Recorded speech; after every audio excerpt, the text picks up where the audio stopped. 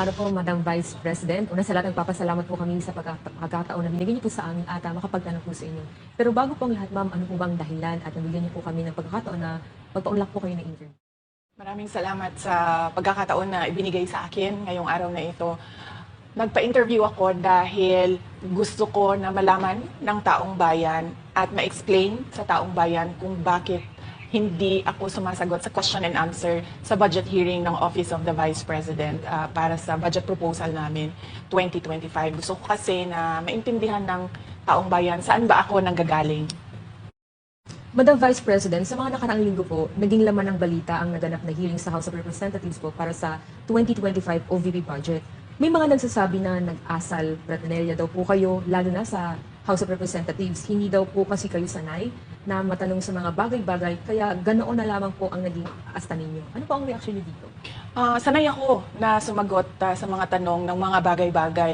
Kaya nga, di ba, nagbibigay ako ng mga interview, kahit hindi siya arranged na interview, mga ambush interview ng media, kung saan nakukuha nila yung mga katanungan ng taong bayan.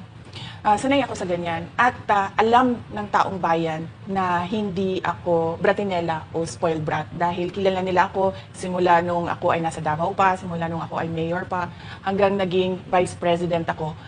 Kilala ako ng taong bayan na hindi ko inaabuso ang aking power at ang aking authority sa lahat ng mga opisina na nahawakan ko. Testigo ko ang buong bayan na hindi ako isang spoiled brat.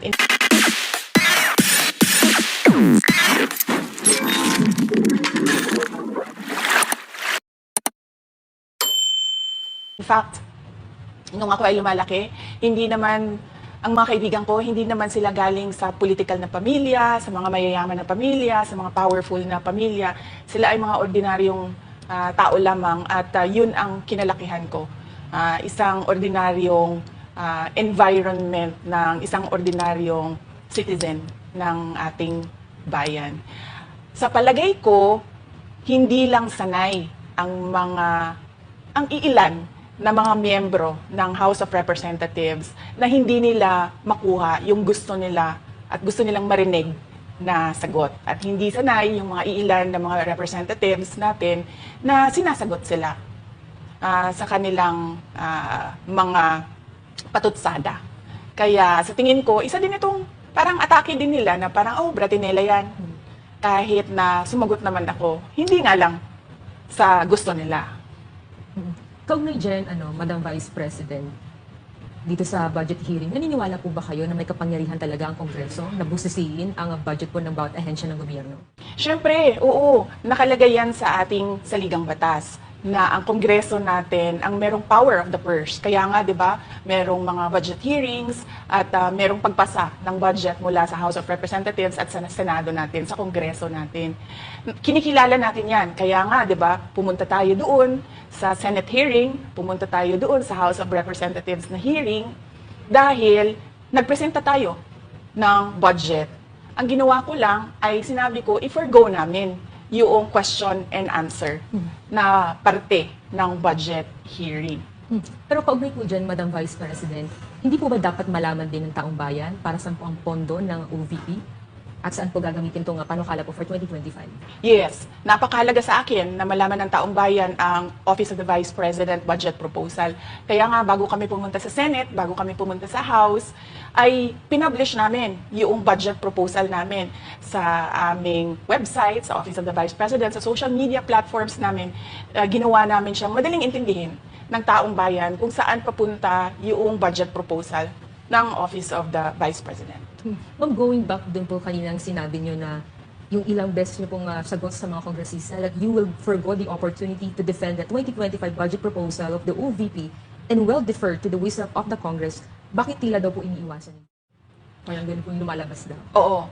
Kasi sinasabi ko pa ulit-ulit yon na sinasabit namin sa Congress ang budget ng Office of the Vice President at iniiwan namin sa Kongreso ang desisyon kung ano ang gagawin nila para sa Office of the Vice President. Kaya fina-forgo na namin yung question and answer. Unang-una dahil nakikita namin na ginagamit siya ng ibang mga miyembro, iilan na mga miyembro ng Kongreso para umatake sa akin dahil hindi kami magkasama sa politika. At pangalawa, Kasi ang budget ng Pilipinas ay hawak lang ng dalawang tao. Hawak lang siya ni Congressman Zaldico at ni Congressman Martin Romualdez. Yan ang katotohanan. Halimbawa ko dito, medyo mahaba ito, kaya pagpasensyahan mo. Ang halimbawa ko dito, sa DepEd muna tayo. Sa Department of Education, noong taong 2023, merong 5 billion na inapprove para sa classroom construction. Nagulat ako kasi merong mga lumapit na miyembro ng House na humihingi. Hinihingi nila yung 5 billion, parte ng 5 billion na budget. Wala kasi akong experience sa ganyan. At saka ang pagkakaintindi ko, pag inapprove na yan ng Office of the President, ibibigay na yan, pagdediretso na yon sa approval at trabaho ng Department of Education sa construction ng mga classroom. Nagulat ako, may humingi. Magkano ba ang amin dyan? Magkano ba ang amin dyan? So sinabi ko, hindi pwede ito. Kasi, ang mangyayari nito, hindi magagawa ng Department of Education ang trabaho namin na mag-construct ng classroom ayon sa classroom backlog at sa prioritization base sa backlog at sa classroom construction. So sinabihan ko yung isang congressman, sabihan ninyo si Martin Romualdez na hindi pwede chap-chapin ang classroom construction na 5 billion. Kaya kung makikita ninyo sa budget proposal na approved ng Office of the President, 5 billion yon. Pero nung lumabas yung GAA o yung budget approved noong 2023, naging 15 billion siya. Dahil hindi nga ako pumayag na kunin yung 5 billion, dinagdagan nila ng 10 billion yung classroom construction ng Department of Education. Yung 10 billion na yon hindi kontrolado ng Department of Education. Controlled yon ni Congressman Zaldico at Congressman Martin Romualdez. Hindi ko na kailangan ng corroborative witness dito. Dahil makikita niyo yon sa papel. Makikita ng taong bayan yon sa papel. Net, 5 billion. Lumabas ang budget approved, 15 billion. So maiintindihan niyo, di ba? Bakit pa tayo magbo-budget hearing para sa Office of the Vice President? 2 tao lang naman ang nasusunod sa budget ng bayan natin. Halimbawa, taong 2024, kung makikita nyo, ang approved na budget ng Office of the President para sa classroom construction ay 19 billion. Noong lumabas na ang House version ng Appropriations Bill, ay naging 24 billion ito. So, approved 19 billion, paglabas sa House, naging 24 billion. At doon sa 24 billion na yon, kung hahanapin mo sa papel, kinuha nila ang 5 billion ng repairs ng classrooms at nilagay nila doon sa 19 billion para maging 24 billion siya. So, ang naiwan sa repairs, sa kawawang mga classroom, ay 1 billion. Kaya, makikita nyo, sa papel, nandyan yan. Naging 24 billion. At hindi lang yan, dahil noong 2023 ay hindi ako pumayag na hindi masunod yung DepEd na rules sa paano mag-classroom construction based on need. Ang ginawa ngayong 2024, inattach nila ang listahan na kung saan gagawin ang mga classroom construction worth 17 billion. Makikita nyo yon sa papel. Pagdating namin sa Senate, nakita yun ng mga senador. Tinanong nila ang Department of Education, totoo ba o hindi totoo na galing sa inyo ang listahan ng 17 billion ng mga classroom construction? So sabi namin sa mga senador, hindi totoo. Hindi namin magagawa yung trabaho namin, hindi natin masosolve ang classroom backlog kung ganito ang nangyayari. Pwede ba ninyo kaming tulungan? Yung mga senador naman, very helpful sila.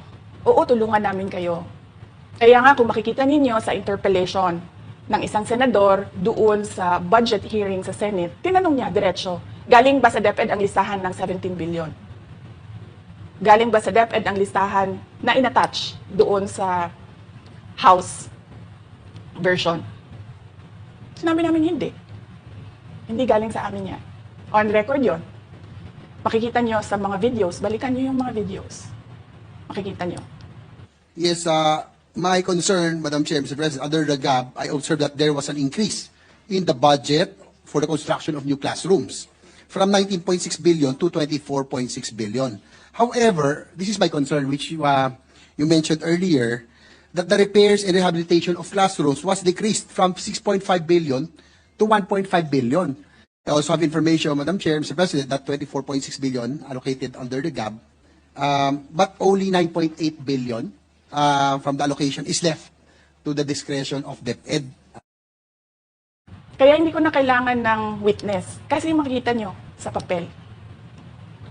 Tapos dumating ang BICAM, walang nangyari dahil ang nasusunod doon ay si Congressman Zaldico at si Congressman Martin Romualdez. Kaya nandun pa rin naka-attach yung 17 billion na ginawang listahan ni Co at ni Romualdez. In fact, balik lang ako konti sa'yo ha.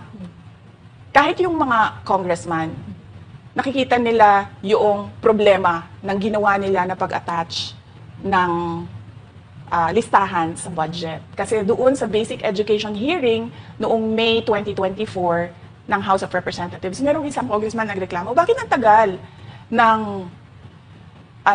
classroom construction? Bakit ang tagal? Sabi ng USEC ng DepEd, kasi may pabago-bago sa listahan ng DPWH dahil hindi kami ang gumawa ng listahan.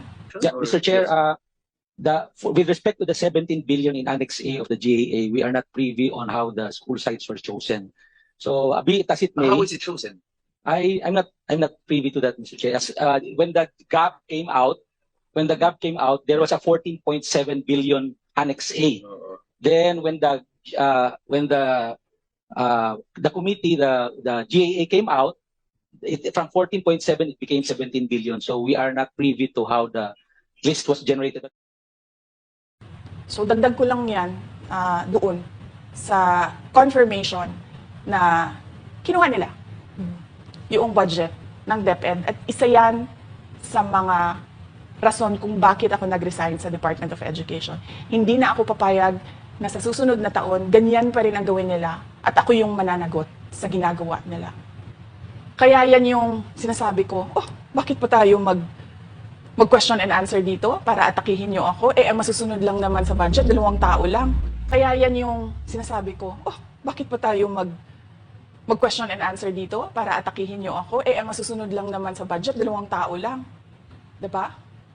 Ang susunod nun na halimbawa ko ay yung budget ng Office of the Vice President.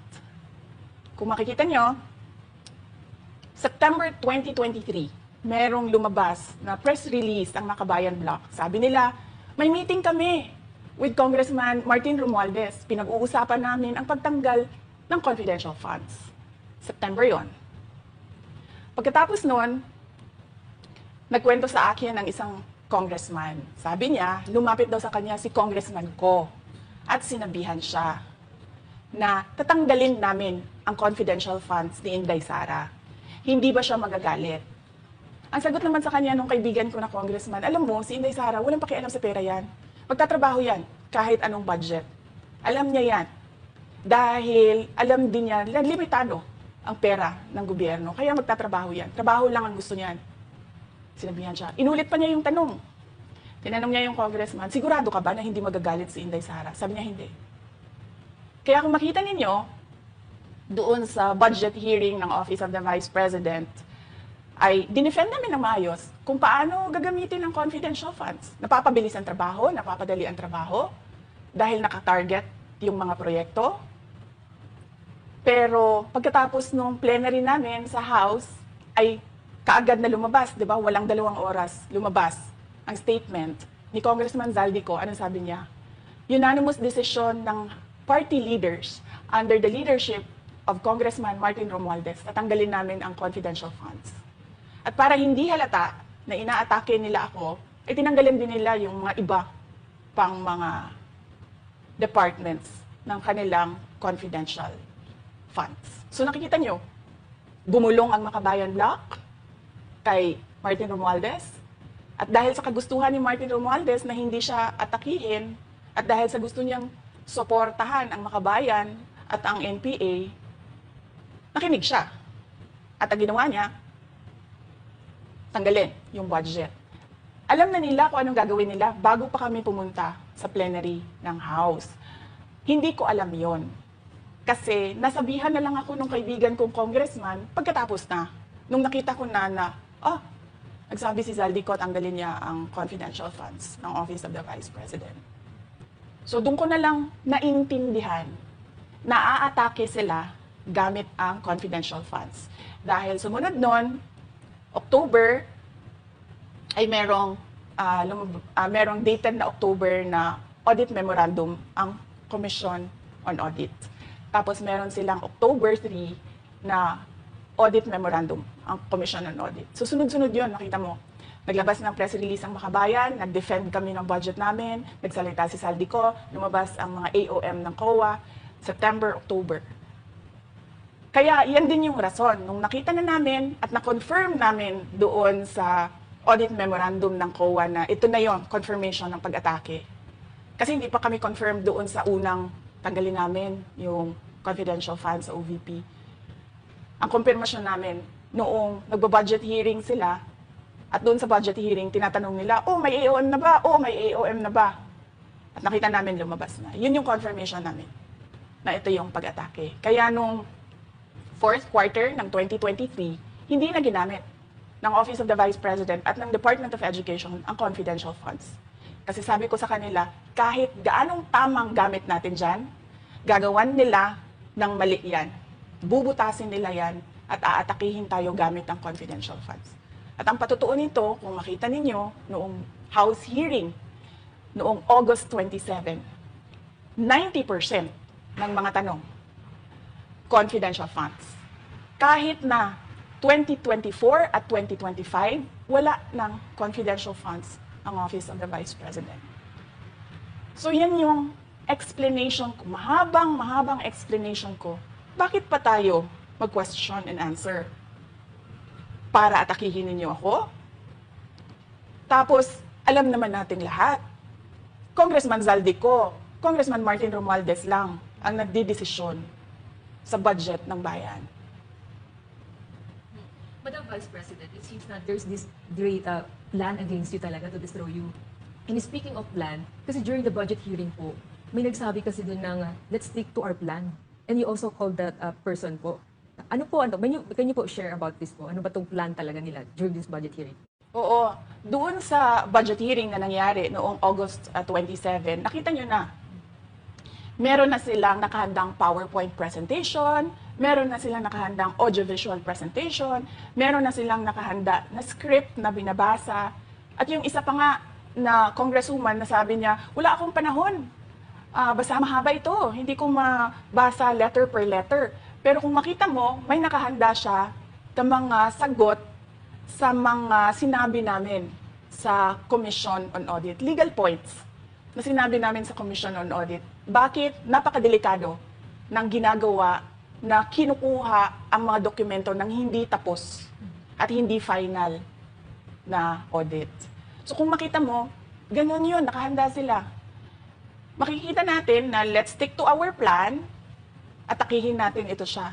Walang kinalaman sa kanyang Office of the Vice President 2025 budget proposal, kundi lahat ay may kinalaman sa confidential funds na matagal nang may kaso, 3 pa nga ang kaso sa Supreme Court, matagal nang pinapa-audit nila at nagko-cooperate kami doon sa audit.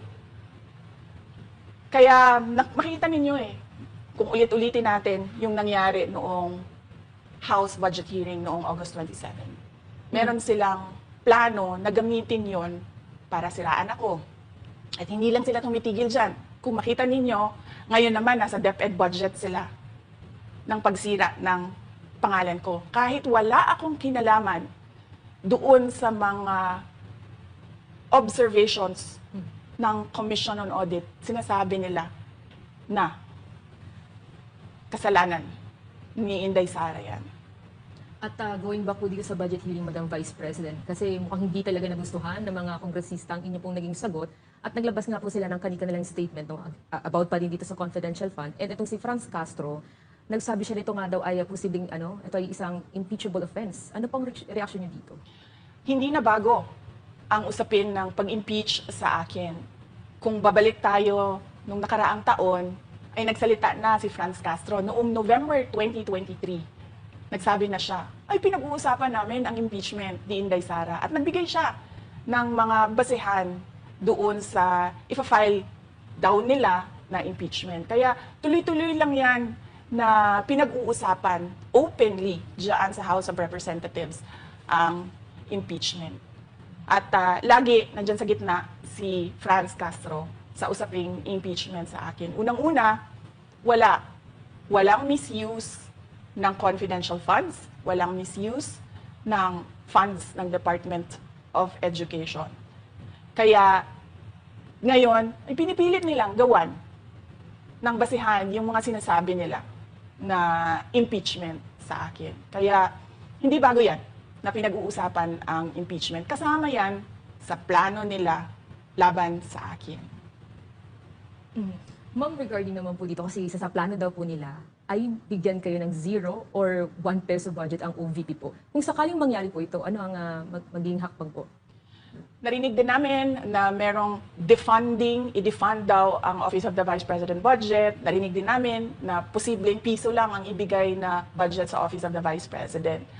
Handa ako sa Office of the Vice President na magtrabaho kahit walang budget. Maliit lang yung opisina namin, maliit lang yung operations namin, kaya kayang-kaya namin na magtrabaho kahit walang budget. Alam naman namin na aparte yan ng pag-atake. Kaya kami, tutuloy-tuloy lang din kami sa kailangan namin gawin para sa bayan. Madam Vice President, panghuli na lang po, no? Sa kabila po ng nararanasan ninyo na pag-atake, kaliwat kanan, at ang kalagayan po ng ating bansa, ano pong inyong mensahe sa ating mga kababayan? Unang-una mensahe ko sa ating mga kababayan, huwag silang magpadala sa ingay ng politika. Kung makikita natin sa kasaysayan, lagi talagang inaatake ang Vice President dahil siya yung tinitingnan ng mga tao na baka magiging sunod na presidente. So lahat ng mga gustong tumakbong presidente ay uunahin nila atakihin talaga ang Vice President. Kaya huwag sila magpadala sa ingay ng paninira at politika. Pangalawa, isa-isahin nila ang bawat papel sa budget ng 2023 at 2024 at 2025. At pangatlo, kailangan magkaisa tayo na tumulong sa mga nangangailangan. Dumadami ang naghihirap na mga pamilya. Dumadami ang nakakaranas ng gutom. Kaya kaya kami tutuloy din ang trabaho namin kahit walang budget. Dahil alam namin na yan yung pinaka-importante sa ngayon. Na matulungan yung mga kababayan natin na naghihirap at walang makain. Yan yung totoong problema ng bayan natin. Once again, ma'am, maraming salamat po sa pagkakataong pinagkaloob niyo po sa amin at nabigyang linaw po ang mga issue nga ngayon na headlines po sa iba't ibang media. Maraming salamat po ni Madam Vice President. Thank you very much. Shukran.